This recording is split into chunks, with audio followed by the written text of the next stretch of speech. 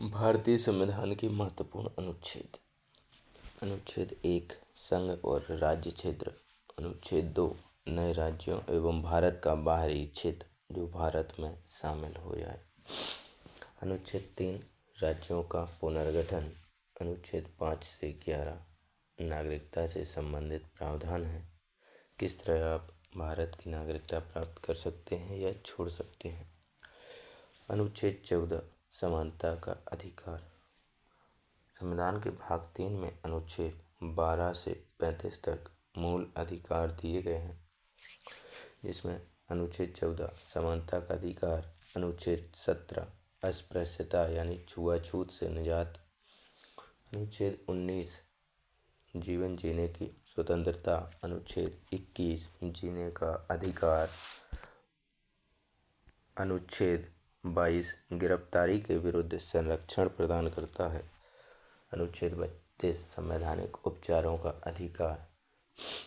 यदि आपके मूल अधिकारों का हनन होता है तो आप अनुच्छेद 32 के तहत सर्वोच्च न्यायालय एवं अनुच्छेद 226 के तहत उच्च न्यायालय में याचिका दायर कर सकते हैं।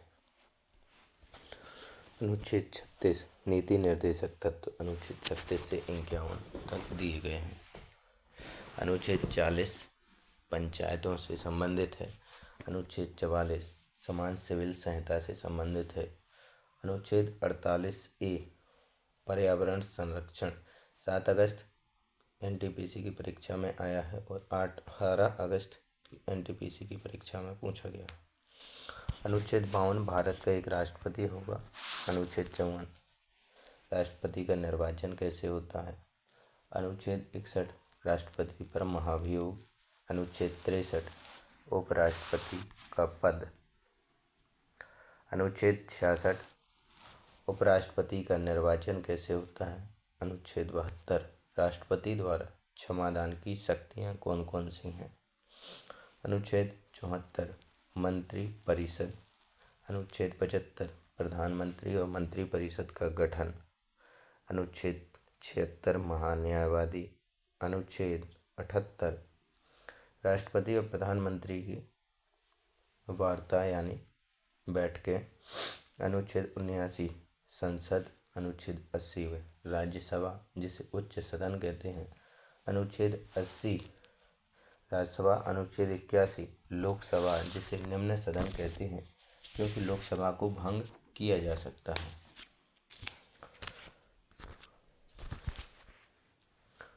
बात करें अनुच्छेद 108 की, लोकसभा राज्यसभा की संयुक्त बैठक राष्ट्रपति बुलाता है।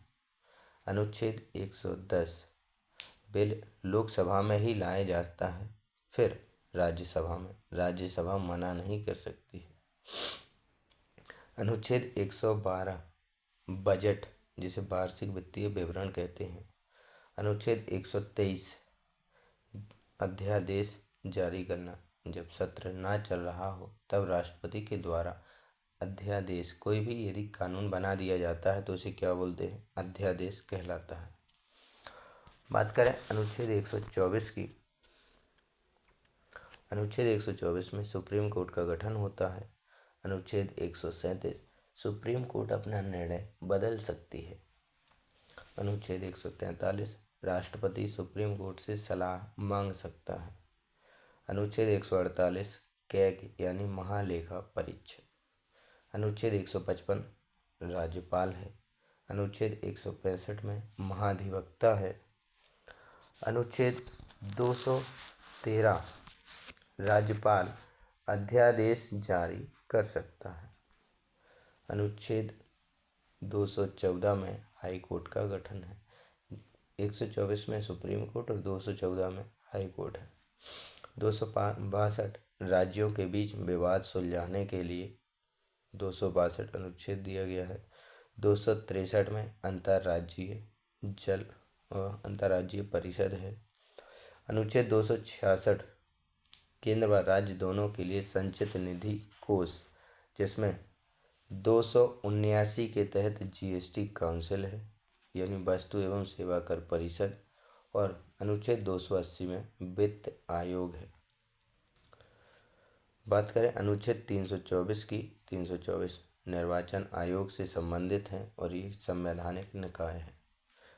अनुच्छेद 326 वयस्क मताधिकार से संबंधित है।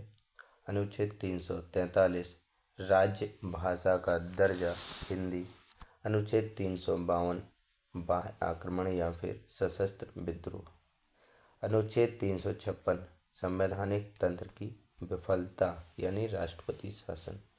जब कोई बाहरी देश दूसरा देश हमारे देश पर आक्रमण करता है या कोई ऐसी घटना जिससे पूरे देश में आपातकाल लगाया जाए तो बाह्य आक्रमण या सशस्त्र विद्रोह कहलाता है। अनुच्छेद 352 के तहत 356 के तहत यदि किसी राज्य का तंत्र विफल हो जाए, मुख्यमंत्री सरकार सही से ना चला पाए, तो राज्यपाल की सलाह पर राष्ट्रपति वहाँ राष्ट्रपति शासन लागू कर सकते हैं।